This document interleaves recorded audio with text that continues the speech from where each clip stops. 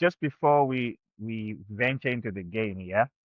Yeah. Uh, so I want to say this, because sometimes people are not appreciated, for what they do, and Yeah. it's easy for me to not really say much, about this because Marina is my friend. We always together, and so I'll tell you here, Maki, that it's you underestimate, what the impact that you've made with your with your academy. I've Uh, seen all the passion. You put your own money into it. You're not a rich person. Yeah, you're someone and a thriver on the little that you have, and try to find other people, to make this work. And it's commendable because not many people can say Dagaita Academy and end up having a soccer star of the country coming from that. That's a massive, massive achievement. And I've seen it all, everything that you do. And well done, my friend.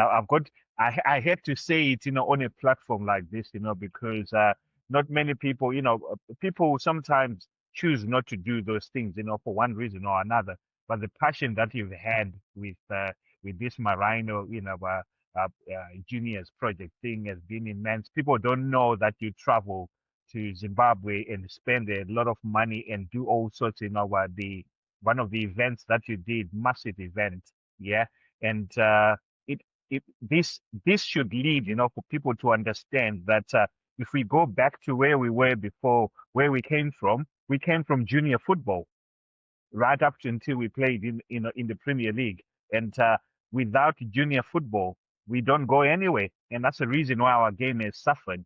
And for you to bring up, and continue doing that, hopefully, it spares, some people or even ZIFA and other people, who've got resources to try to make sure that we start all over again, and make sure that this is a primary thing for grassroots, in our football for a game to, start going up as well. Because there's a vast difference, and I keep saying it, with the European football, where certain things, that kids are taught in under nines, under 10s, 12. By the time they're 18, 15, it becomes second nature.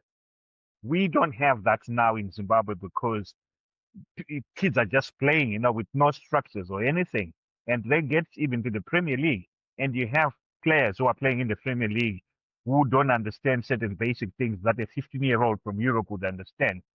Those things, start with a project like yours, where the more that the kids are being coached, from a young age, by the time they get into the 13, 14, 15, 16, 18, they are, they kind of at a bit of a higher level than currently. So well done, mate. thank you. You're on OJ, mute.